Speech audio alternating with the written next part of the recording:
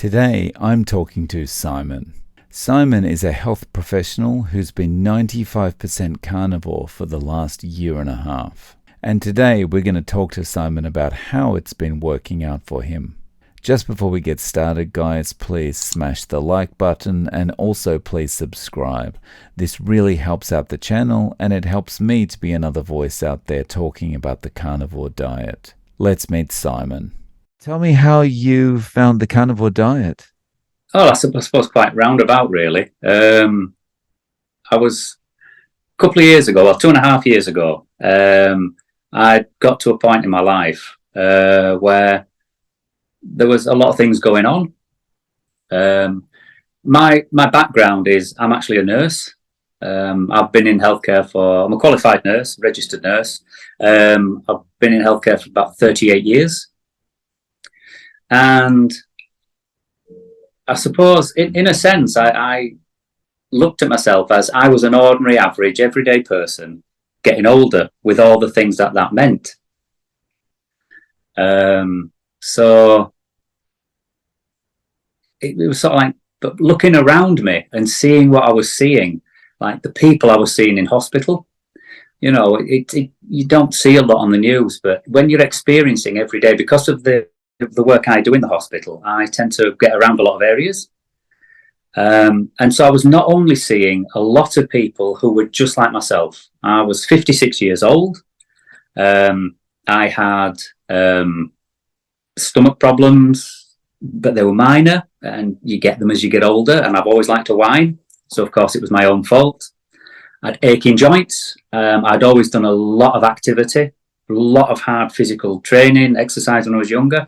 So, of course, I had aching joints. I was, my own fault. I was getting older. I also was suffering at the time, and I'd had on and off, and it's been gradually getting worse from a bit of anhedonia, which is really just a lack of enjoyment in things. You lose a bit of enjoyment in things. So it's not like a full-blown depression or mania or anything like that, but you just don't seem to have any, you've lost your mojo in life, really. And it was all these sorts of things that they're just not enjoying life, and the aches and the pains. But I just put it like my body weight. If you ask any GP, he'll tell you, from about 40-ish, you'll put about, a couple of pounds a year on, and it's normal. You've had a lot of stress in your life, difficult jobs, so your blood pressure's a bit high. Can we talk about your cholesterol? And I'd be like, no. That's a different story, but that actually came back from no knowledge of cholesterol whatsoever, but a really bad experience on statins. And that experience was bad enough for me to say, look, if the cholesterol kills me, fine, but if I take statins, I'll be dead sooner. But that's a whole other story, I'm sure. So I was in a place where I actually, it sounds really sort of like corny, but I was waiting to die.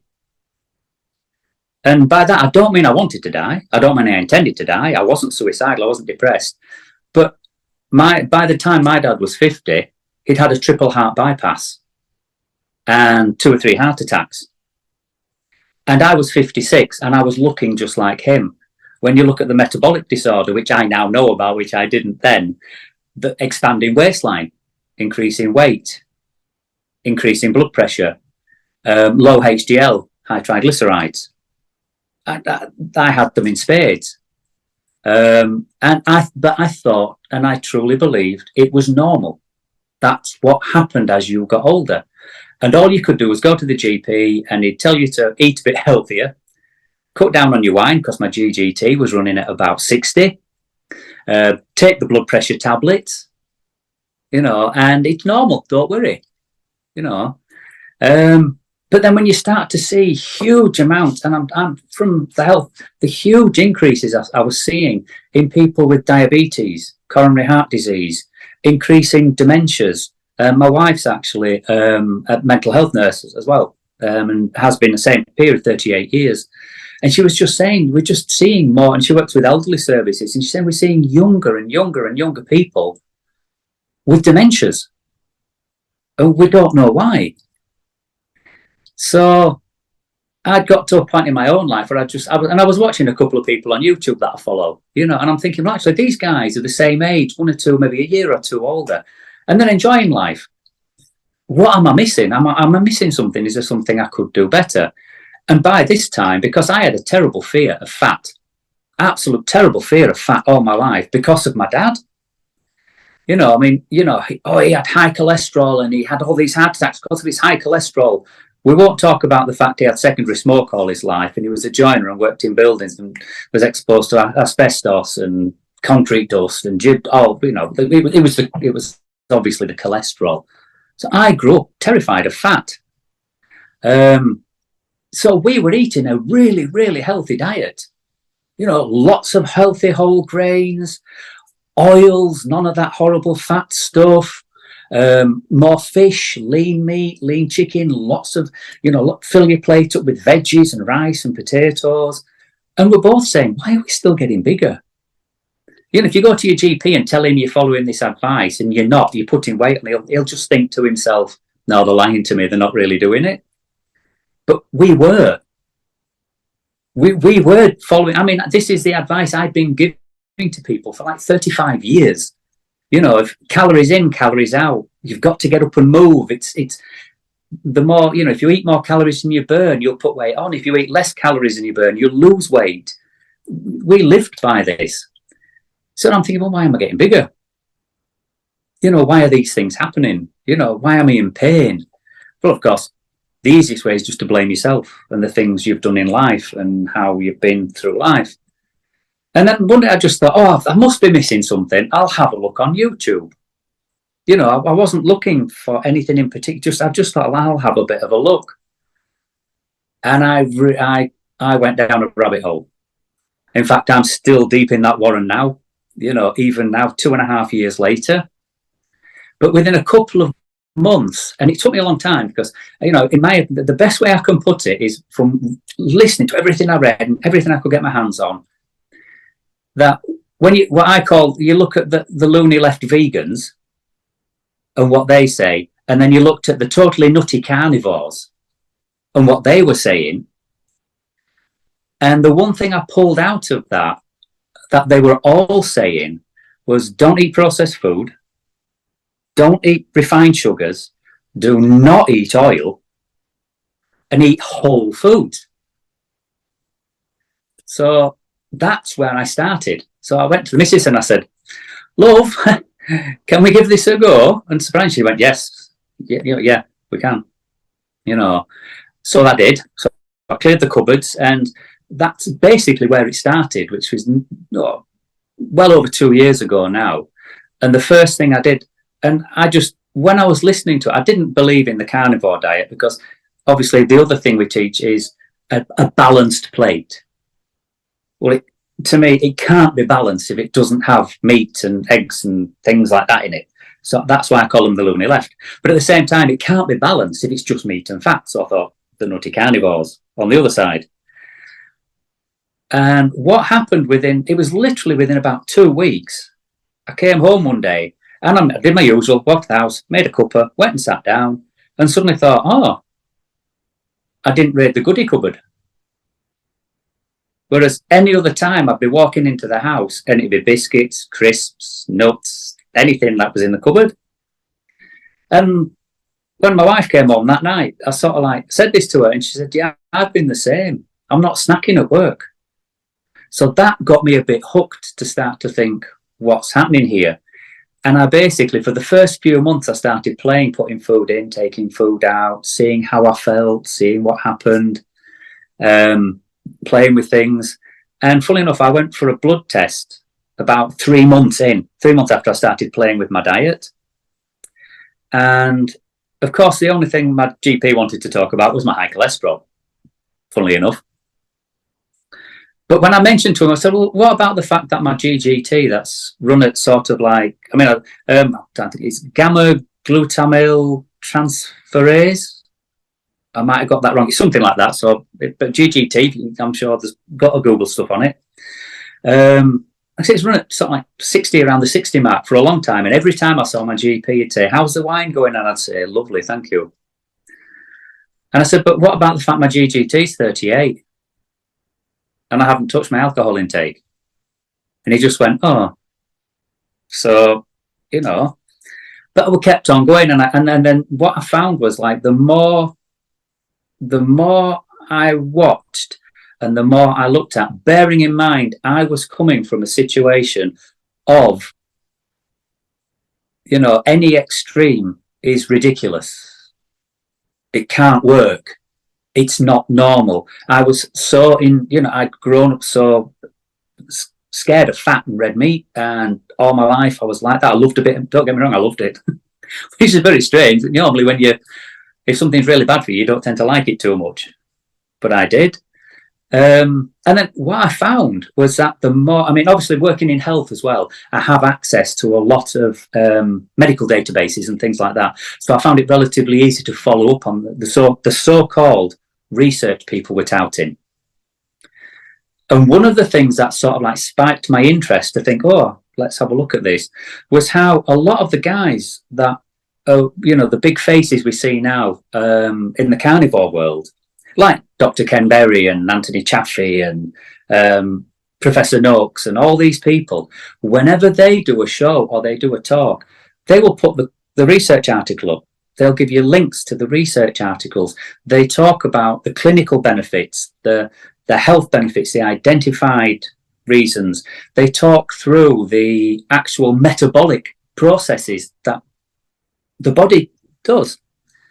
And the more and more from the other side, I found it to be more and more emotive rather than rational. And obviously, like I say, I think anybody who actually cuts out the junk is going to have great results.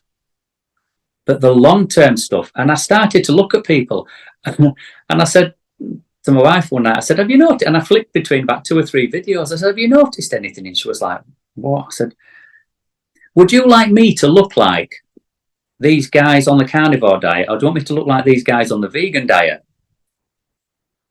And she sort of like looked and smiled.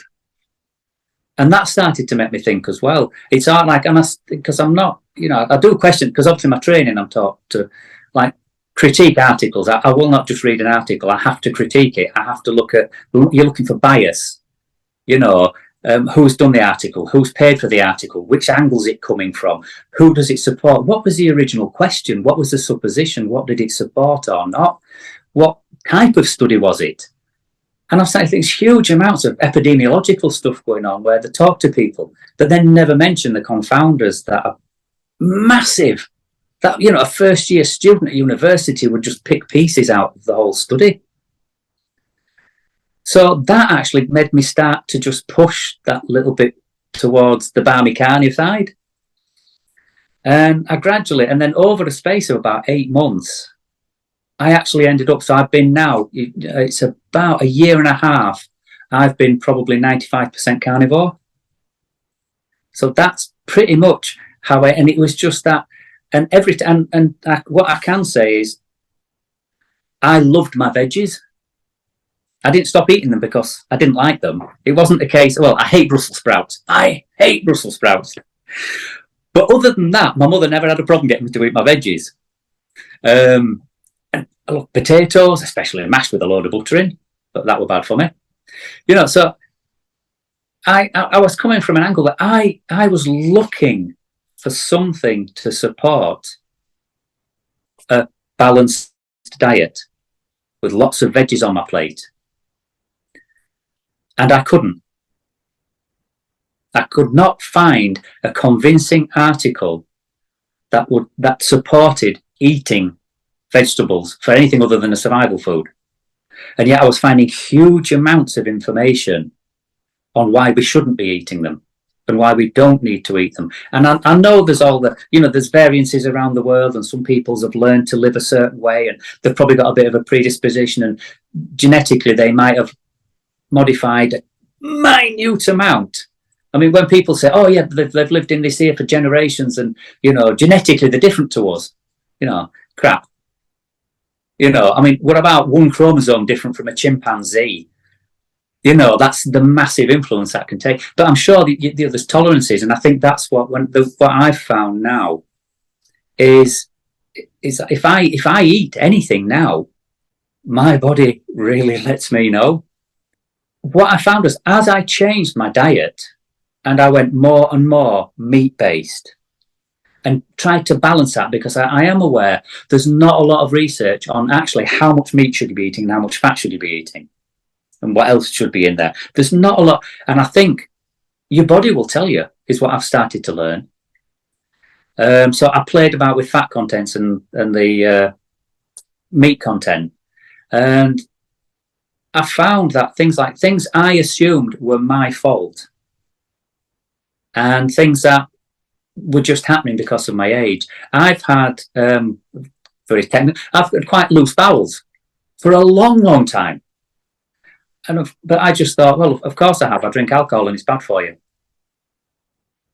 I still drink alcohol. My bowels are absolutely normal until I eat something I shouldn't eat. And I've got that sensitive now, I can even be affected by what the food is cooked in. So like if myself and the wife go off somewhere, we'll find somewhere, like a little cafe somewhere where we can actually just get bacon and eggs and then just push the bread off the plate. Even that will upset my stomach now. And I can be loose from it. Do you think that's from the seed oils, or that's just because it's been like in the kitchen with all the other rubbish? Or I personally, from the research that's coming out now, I think it's from the seed oils. And it's the response is, I mean, it's not a case of don't get me wrong, it's not to the extent of like explosive diarrhea and I've got to run to a toilet. But I'm really, it's coming out, and I go to the toilet and I'm very loose. And then the next day, and I've gone and I've purposely done this to myself because I found it so hard to believe. I've purposely gone out and thought, right, I'll go into the canteen at work and right, let's have a load of bacon. And the next day, I've got watery stools. The day after that, I'm absolutely fine. And as long as I stay on my own food, I'm absolutely fine. So it's just things like that, and I found that the more strict I became in my diet, the healthier I became. Within sort of like over the last, like I say, I've got a bit of a chronological with my sort of like, the sort of things that happened, but just as a rough thing, one of the first things we noticed was losing weight. I went from 86 kilos to 70 kilos. In quite a few months. I don't know the exact time, but it was a good few months. It didn't just disappear off me. But I dropped quite a bit of weight. And then... So sorry, that's from 189 pounds, that's 86 kilos, 189 pounds to 154 pounds. Wow. Yeah. Nice. And I've never, no, not a problem at all. And I've never been hungry. The one thing I do tell people is I'm not on a diet. I've changed my diet. And then I found that gradually as time went on, I mean, I thought my joints didn't feel as stiff and as sore, which obviously I'd always put down to a lot of activity, a lot of sports, all this kind of stuff. But my joints just don't ache. About a few months into it, I was actually out walking one of my dogs, and the sun came out, and it was really fun. And I looked up and thought, "Oh, that's nice," and then I thought, "Oh, that's strange. I don't normally do that." So, and I started to think, and actually, my wife, I was speaking to my wife about this, and she actually commented, "No, actually, you're a bit more balanced. You're not sort of like a bit doomy gloomy." And then there's the changes that have happened, and this was over quite a period of time. Like I say, I think the changes would fall in a lot better if I could just get rid of coffee, but that's a whole other topic, is coffee. I am convinced that stuff, it makes alcohol look good for you, is what I'm finding. And that's not saying drink alcohol. I'm not advising to drink alcohol. But just the things that happened over a period of time, and luckily I did try and I wrote a few things down as I was going along, But the first things were like that, just a more balanced energy. But that was even before the carnivore. That was just cutting out the junk food. And then the more I got along that line, the aches and pains sort of like went away. Things I tell people at work and they think I'm mad, but things like my eyesight's improved. When I first started on the diet, I used to get my reading glasses from the supermarket, and I had to buy 2 different pairs because my left eye is a lot stronger than my right eye. And when the first pair I bought, I got like a 1 power and a 1.5. And then I went to a 1.5 and a 2, and then a 2 and a 2.5. I now wear 1 and 1.5 again. And the stronger ones actually look, when I put them on, I feel like I'm looking through a magnifying glass. Like I say, my stomach's completely cleared up. I've lost the weight. My waistline's gone in. My last blood test with my GP, guess what he commented on?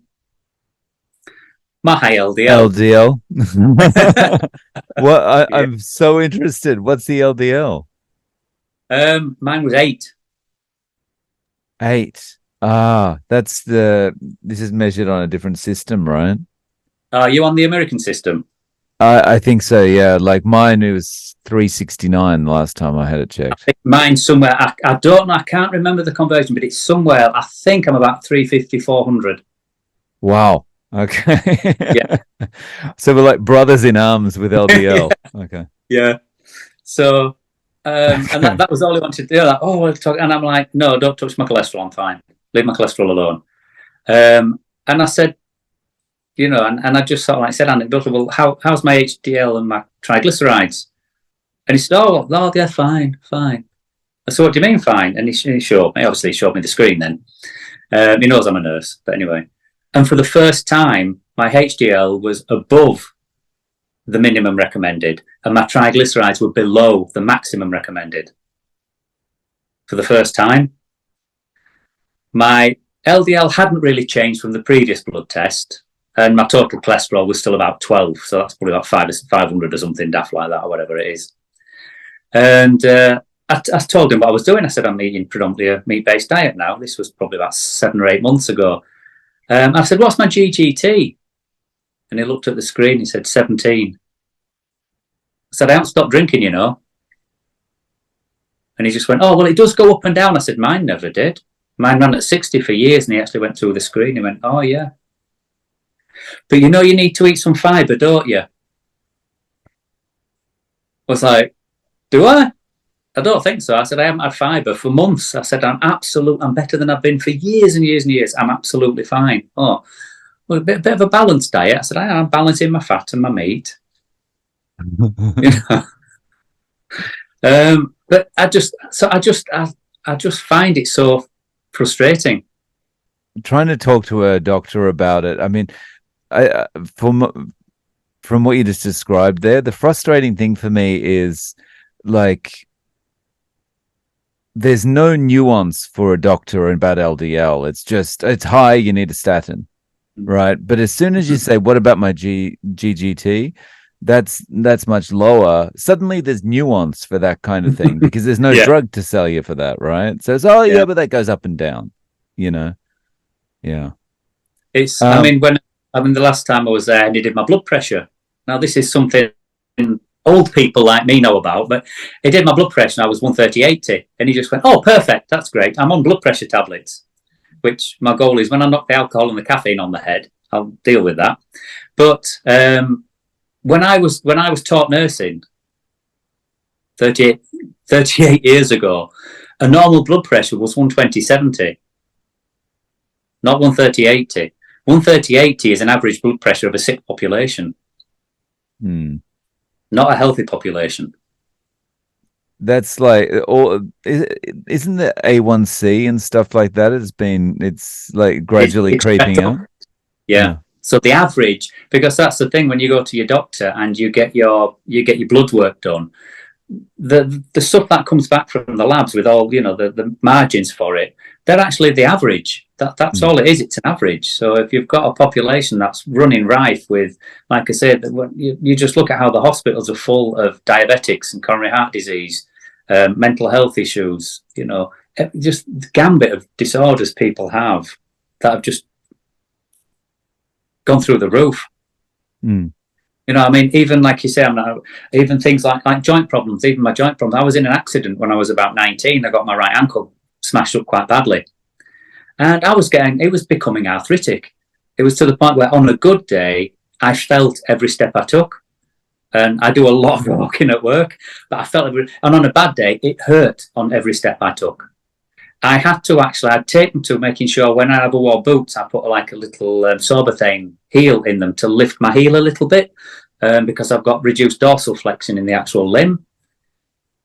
I can walk barefoot now.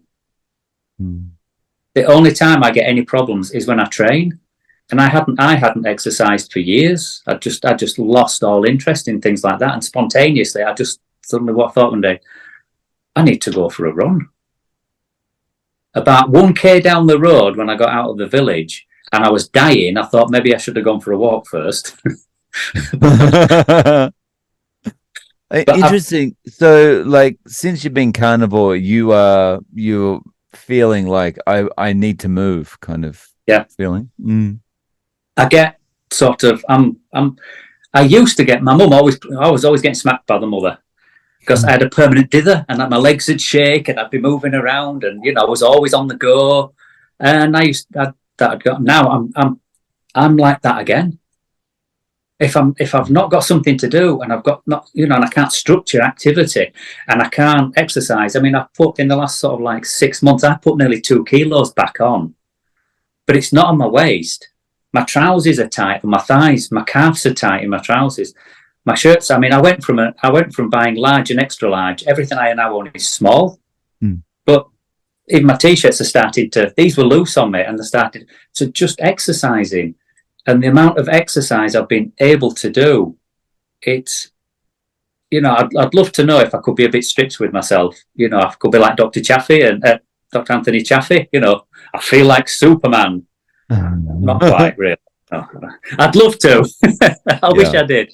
Same. I see what it means. I'm doing hard physical exercise now, and I do hard physical exercise, and I'm recovering better now than I did when I was in my late 30s, early 40s. Yeah. I recover. I find it. I can train almost to exhaustion, and the next day I get up and I try to make myself have a rest. And my brain's going, no, you need a rest. Sit down, take a chill, have a coffee, take a chill. And my body's going, no, get up, move, go, do stuff. Which I just didn't even have. I didn't feel I had the ability to do. If I'd have tried to, I mean, I've been out in the garden today. I've just filled a 9 cubic meter skip with garden rubbish and yucca trees and things I didn't even think I would have dared to lift. 2 years ago, that'd have been a 3 or 4 day job. Now, but as far as the exercise goes, I've done little bits and pottered around, but I haven't done a year's hard training to suddenly make massive changes in my life. I really stepped my training up about 3 months ago, and that was following. Unfortunately, I mean, and don't get me wrong, I don't believe that. I'm not saying for 1 minute that I think the carnivore diet is a miracle cure. I still have a bit of a dodgy right ankle. The arthritis has gone, but I've had a broken ankle. It will never, it will never be the same. There's things I can't do. I am 58 years old. I'm not 28 anymore. It's just, but the things I am doing, I didn't believe 2 years ago I would ever be able to do again. And I am, and more. It's just. So sorry to jump in. I'm just really interested. So, on a day-to-day basis, what does the carnivore diet mean to you? Like, how many times are you eating, and what are you eating? I've fluctuated between eating once and twice a day. When I wasn't in between the training, I found it quite easy to eat once a day. Although I did find I was eating once a day, I was losing quite a bit of weight. As I say, I do walk a lot at work. But now I generally eat twice a day, because when I'm being a lot more active, I can't actually eat a big enough meal to give me the food I need, and I was getting hungry. But since I will eat twice a day. But what I do find is that one of those meals will be a lot smaller than the other. So like this morning I had, I think, 4 eggs and 4 or 5 rashers of bacon and some butter on the top, a good spread of butter on the top. That will see me through the day. And then tonight I've got some steak, but I eat a lot of, like a lot of people do, I eat a lot of ground beef. So through the day would normally be some sort of meat with eggs, more butter. Funny enough, I watched one of your videos where you were saying about you stopped eating cheese, or you're reducing the cheese. And I was starting to do the same myself, just because I'm thinking it's still a bit processed, you know, and how good is it? So I was tending to, whereas before I would put a lot of cheese on, now I might put a little bit to taste and put more butter on for the calories. So depending on how much or how hungry I am tends to affect, you know, for my earlier meal. And I try and sort of like, I tend to just eat when I'm hungry. But then that does affect the meal I'll eat in an evening. So if I've had a bigger meal in the morning, I don't want much on an evening. And in fact, there's been some nights where I've come in and I've sat and I've just thought, I'm actually not hungry. So I don't eat. That doesn't happen very often, but it does. That does happen. Yeah. And so is your wife kind of eating at the same schedule as you, or are you both? So because she's doing carnivore as well, yeah. She's probably I would say into the 80%. Right. She likes to make her own muesli, and no matter how much badgering I do, she still likes to have her own muesli and yogurt and Greek yogurt. So at least I've got onto that full fat Greek yogurt. But then generally, no. Other than that, she likes to have on a weekend. She'll have a biscuit in the morning with a cup of tea. Very Yorkshire, but actually she's from Middlesbrough, but you know, similar. But no, other than that, the meals, we eat the same meals. So whenever we're at home, we have exactly the same meals. And what my wife will take to work with the same as me. She'll take some cheese, cheese, butter, eggs, bit of meat, whatever we have left. And the interesting thing, my son, he's 28, and he's predominantly carnivore as well now. Oh wow! And he saw the health benefits you were getting, and he said, "I'm going to give this a try." Or and he's physically he's a big physical strong lad. You know, he's 28, he should be. But what we found is his mental health is just much more stable. We don't get the Kevin and Perry tantrums. Tantrums. What's that? Oh, so that's an old comedian on telly. I've forgotten his name now. But they used to pretend to be teenagers and throw tantrums at everything. You know, the entitled teenagers. Okay. So anybody older will know Kevin Perry. But we know instantly when he's cheating within a couple of days, and it's incredible to watch. You know, and it was only, a few days ago I said, "You've been picking biscuits again, haven't you?" He said, "Yeah." He said, "I had a McDonald's as well on the way home from work because I was hungry." And we just see he just becomes it, because he's actually, don't get me wrong, if you didn't see the differences, you'd just think, oh, he's had a busy day at work and he's tired. But when you see the differences, and then he'll go, yeah, and he sees it now, and he'll go, "No, I'm not having that now. I'm feeling it myself." Then it's just the more and more people you see that you're hearing these things from. And like I say, when people say to me now, "Don't you miss it?" I think, yes. One of the things I was saying is, like, I was trying to cook coffee out, and I thought, oh, well, we're going to go out shopping.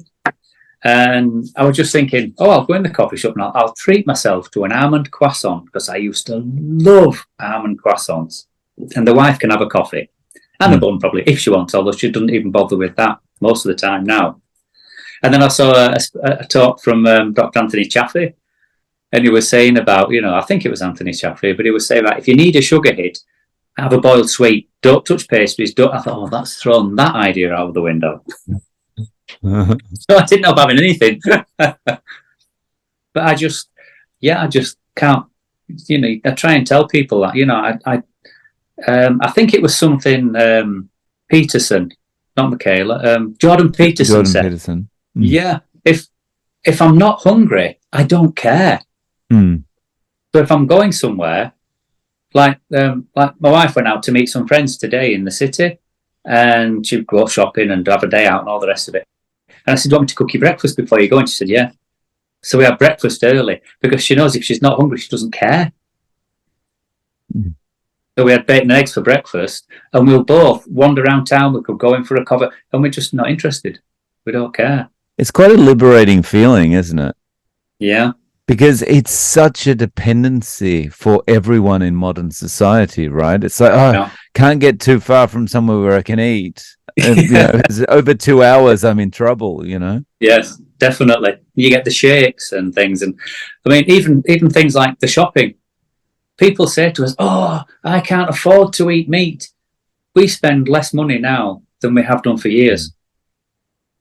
Yeah. And they say, "Oh," but I'll say, "Well, people will say, oh, you we buy a kilo of mince for over here. You're paying about $15, $16, which would be about £8 in the UK for a kilo of mince that will feed 3 of us."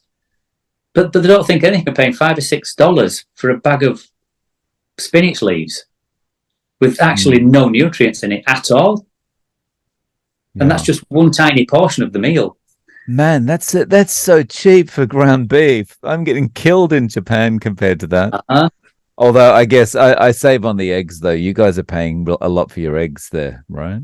You're looking about $1 an egg at the minute, so about 50 pence an egg. $1 an egg. Wow. I'm getting 10 eggs for about, what would it be in New Zealand dollars, $3.50. Right. Yeah. Yeah. Wow. But the beef's cheap. Yeah.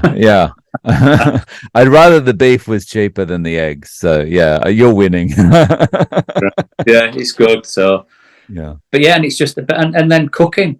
It's just so easy. I mean, when I first started off, I've got leaving lazy. When we first started, I'd make like beef burgers and then put a lump of cheese on the top. And we'd have cheeseburgers. And when I first started, I'd wrap them in lettuce because we cut out.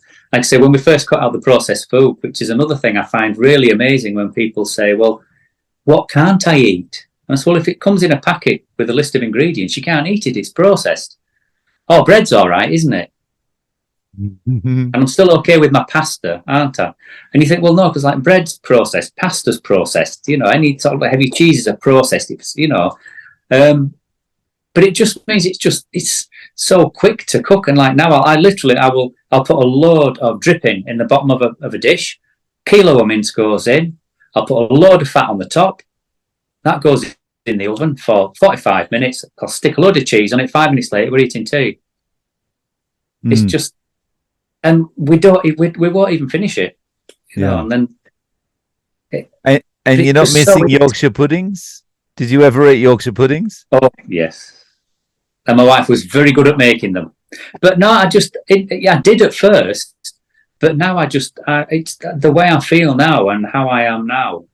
I don't want to eat those things anymore. It's really a good state to be in, right? Yes, this is not stoicism. It's not an iron will. I do not have an iron will. I literally do not want to eat those things anymore. It's a very interesting way of looking at it, right? It's because I'm the same. I don't have an iron will either. Like I am so spontaneous is too kind a word for what I am. It's like, I'll think, oh, I want that, and I'll go and get it, and that's definitely how it was with food. And so it's such a change when that food is not doing that to you anymore. Yeah. Not to get the carb shakes and not to, again, we'd go through the family bags. We'd go through 3-4 family bags of crisps a week, but we don't eat any now. The amount of money we don't spend on all the other stuff. we actually spend less, the shopping's less. And even to go shopping, it's got a big shop for me. I'm in and out in no time because I don't go up 3/4 of the aisles. Yeah. It's just... Yeah, I visit the centre aisles to get my coffee. That's it. Yeah. Yeah, and then most of the others, it's just, you almost go around the outside of the supermarket. It's sort of like wine, meat, in for the eggs, in for the coffee, butter, cheese, milk, out. But no, the milk, that's another thing I found. I've had from being about, I'm guessing here, but early teenage years, probably even younger, maybe 12, 13, really as far back as I can remember. I've had a really bad problem with GERD, and it's just hacked me all my life. To a point whereby I got to a point, and probably only in my late 20s to 30, I literally went nowhere without antacids in my pocket. I've tried the omeprazoles and the Gaviscons and all the things, and it was really horrendous. And I tried all sorts, tried playing with all sorts of things through my life. What's causing it? Why am I getting it? And they were just, doctor would be like, have some omeprazole, take a tablet, you'll be fine. And what I noticed was it was just starting to get better. So I thought, so I stopped taking the omeprazole and I was ready for the rebound. So I had 2 weeks of the most horrendous indigestion, which I knew I was going to get, which means, should you really be taking something like omeprazole if it's going to do that to you when you stop? That's another question. But after that couple of weeks, things really started to settle down. And I just wasn't getting triggered the same anymore. And I thought that was, I was quite happy with that. I didn't really question it. I was just very happy it was happening. But then as I continued playing with different foods, and I just thought one day, I'll try black tea and coffee. And I cut out milk and cream. And a few days later, I just suddenly thought, no indigestion. And that must have been nearly a year ago, because it was during the time when I was constantly playing and putting foods in and taking them out and saying, let's see what this does to my bowels today. I'll put this back in and I'll take that out. And and to this day, I get odd tweaks of indigestion, but it's very rare I even take an antacid. And what I found was, and something else I found, which was another reason I've gone back to a weaning stage to get myself off the coffee at the minute. I think I've got an addictive personality. Once I've got something I like it, I don't like giving it up. But about a week or so ago, and I thought, right, that's it, no more coffee. I was down to sort of like 2 cups a day. I thought that must be fine. 2 cups a day, anybody can give that up. Well, in the 4 days that I lasted with no coffee, my indigestion never came. I had absolutely nothing in the whole 4 days. My hemorrhoid disappeared, but I felt like I had a mild hangover permanently. And I was really struggling to formalise my thoughts and work. And it just happened, I was at work a particular day, and problems just kept coming in and coming in and coming in and coming in. And in the end, I got with the lads I work with, I said, I'm going for a coffee. Do you want a coffee? I thought I need to do something. And within sort of like half an hour of having that coffee, the brain fog had gone. The feeling of the hangover had gone. I was coping. I was managing at work, which actually had made me more determined to stop than anything. And I was just explaining it to him. He said, I did that about last year. He said, and I stopped for 2 weeks. He said, and it just never went away. I just felt like I couldn't function, and I was in fog, and it was like wading through treacle, and just, he said, so I said, what did you do? He said, I just started drinking coffee again, which is not quite the idea, but that's really, so I'm now down to 1 cup. So I'm having a 1 cup, and then again, next week, I'm going to be down again. So like if I can get it even lower and then try and manage it that way and get off it, because I just think everybody goes on Dr. Google these days. No matter what you look on, what happens if I come off coffee? And they all say the same, the next day you'll probably get a bit of a headache from the caffeine. And then that's it. They don't talk about all the other stuff. And the really strange thing, I was talking to my son, and he went back to the UK for a while. And he said, oh, I did that. He said, I thought, that's it. I'm not drinking tea and coffee anymore. I said, I went cold turkey. And I said, what happened? He said, it took me 3 weeks to come round. He said, it actually took me, he said, I felt like I was detoxing for 3 weeks. He said, at the end of that he said, all of a sudden, I just found my mood was really stable and I was doing really well. I've just got to a point now where I find I'm questioning everything that I see, especially from big pharma, the pharmaceutical industry, the food industry, even the governments and things. I mean, like I say, growing up and being in the job I was in, it was so hard for me to make this shift. You wouldn't believe it, but when you brought up to think doctors are sacrosanct, they've taken the Hippocratic oath, first law, do no harm. The government wants the best for you. Surely that's why they're there. Surely the food industry wants to keep you healthy and give you food, and the doctors want to do the right thing. And I'm sure lots of, I know a lot of that, you hear a lot of the doctors, don't you, do YouTube, and they do jump to each other's defense quite a bit, which is a bit of a habit they have. And it's like, oh, I'm sure there's nothing bad in it. And it's what they get taught, and it's what they know, and it's what they do, but if you went to a builder and he built you a shit house, you'd want your money back and you'd be taking him to court. Because you'd be saying, you should know your job better. How can you give me these tablets if you don't know what they're doing to me? You're supposed to know these things. Yeah. But they don't. The reality is they don't. They're just ordinary people, and they don't. So you think the fact that do you think you've kind of, I don't know how you want to describe it, you've reached a higher level of kind of enlightenment or something being on this diet that's allowed you to kind of look at things more critically? Because it sounds a bit airy-fairy, but that's kind of the best way I could describe how I feel. Like, it's kind of, I'm better able to sit back and look at things more critically than I would have before. I would have just bought into whatever was kind of the most, the most widely used narrative for any particular thing, What's the biggest thing we're getting bombarded with at the time? Because it's hard to believe that, it's hard to believe that the things you see on the news and in the papers and things like that might not be right.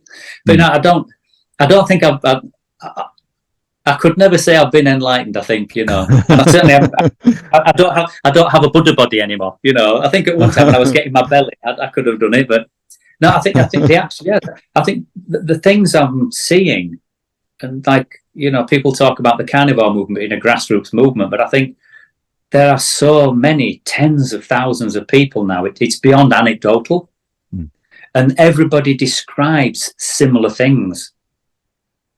Everybody across the board describes it, whether it's on what I believe in myself to be really quite a low level compared to some of the things people have overcome. But I think it's really made me question things a lot more. I've always been a bit sort of logical. I'm much more logical than I am emotive, and so I think it needed that empirical stuff, things that I saw. I think one of the first people I watched was Ivor Cummins. I was watching a lot of stuff on food, and I should say, but he was one of the first ones that actually sent me down the rabbit hole. And one of his early videos, he talked about how he went to his GP and he gave him these particular diagnoses, and he just thought, well, I don't really agree with that. So he went away and did his own research. Have you ever watched any of Ivor Cummins stuff? No, I haven't. His background, he's not medical, and he makes that perfectly clear, but he does root cause analysis work for big companies and big machineries. He's now very big in Ireland, working with a lot of the coronary heart disease people over there, and there's a lot of organisations over there to do with him. But he went away and actually researched, and he was one of the first people that I heard coin the phrase of being insulin resistant. And he identified things, and then basically he went on a low carb diet and did himself. It wasn't carnivore, it was low carb at the time. I don't know what he does now, but that made me start to question the doctors. When you look at something like that, you think, well, maybe they don't know everything. And then the more I've seen, then I've got to admit, I love critiquing some of the excellent research which the leaf chompers tend to put out there. I can't believe that they must have so much money and so much backing to be able to do what they do. I mean, I remember watching one, and I actually went through the article because it was quite a while ago, and it was one of the doctors who was on YouTube, whether it was Dr. Berry or somebody like that, talked about this particular, and I went and had a look, and it was touted as a high quality, evidence-based research that had taken place that proved that intermittent fasting didn't work. And it was in the newspapers in America, it was in the journals and everything. And I actually went and I looked at the research, and they'd got something like 24 people. And to be in the study, you have to be mid-20s, physically healthy, no comorbid conditions, normal body weight. And so they basically took 24 perfectly normal, healthy young people, had them intermittent fast for 2 weeks, and then asked them what they thought of it. And they said, well, I don't really feel any different. So, of course, that proved that intermittent fasting doesn't work. And that's evidence-based. That was evidence-based, evidence research-based, and a high-quality evidence-based research study. And that's just one of the ones I've found. It is just absolutely, it makes me laugh. Luckily, I don't want to throw things at the telly anymore. Yeah. Yeah. There's no end to the material to react to from certain plant-based advocates, Michael Greger, that runs Nutrition Facts, is a perfect example, and he gives comedy relief as well as stuff to react to. But the only reason his website is not called Nutrition Facts with air quotes around it is because you can't have air quotes in a domain name. It's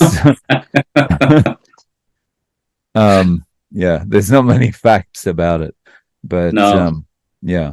So is this it for you? Carnivore forever? Oh yeah. It's what I do. It's my life. I think for me, it's sort of like one of those things where I don't know really how to put it really, but it's, there was no eureka moment. It's been lots and lots of little things, but all those little things have added up to a massive change in my life. Even the most beloved sort of like can't believe the things I'm actually doing now. I never thought I'd be training like I am and doing the activities I'm doing and the work I'm doing, and and just having an interest in the world around me again. And that's easier to do when you're not in pain and you don't feel crap most of the time. Yeah. It's just easier to do. I don't miss anything anymore. No, I'm lying. Proper Yorkshire fish and chips. Yeah. Cooked in lard.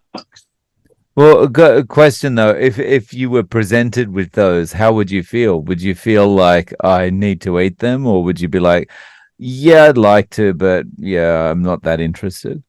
No, I wouldn't eat them. Because I know what would happen to me the next day. Yeah. It's a really good thing when you get this kind of in tune with the way your body's working, and you kind of, when you look at something, like, I'm just not going to feel great tomorrow. So that's a good enough reason to just say no to it, Yeah. Yeah. So how would you recommend someone get started with this? If someone at work came to you and said, look, you're looking great, Simon. You've got more energy than I've ever seen you with. I want some of that too. What would you recommend? The one thing I tell everybody, because I just find, I suppose, in a sense, working in, the medical field, as I'm a nurse, not a doctor, but we tend to have much more of a view of people holistically, and also a better understanding of people. So when I watch YouTube channels of people who are carnivores and they're saying the only way to do this is to eat your meat and eat it raw, and have a bite of liver and a bite of raw meat and this sort of thing, and then get a stick of fat and eat, 99% of people are going to go. So I try and think, so what I do is I just say, look, if you want to feel healthier, don't eat processed food. Don't eat refined sugar. Don't eat oil of any kind. But can't I have olive oil and coconut oil? I said, that's up to you, because they're better than the other ones. But unless you know where they come from and how pure they are and how old they are, they're probably also already oxidized and they're going to damage your system. But if you want to eat them, that's up to you. So I just try and put them off a little bit, but yeah, no processed food, no refined sugars, don't eat oil, and try and reduce your carbohydrate intake. Just to keep the carbohydrate down. So if you want to eat your veggies, fine, eat your veggies and things like that, but just a bit less potato, a bit less rice. Don't double up on the rice and the bread, things like that. And just see how you feel. Give it a couple of weeks, give it 2 or 3 weeks and see how you're feeling. And then just see what you might want to tweak with your diet and how you're feeling.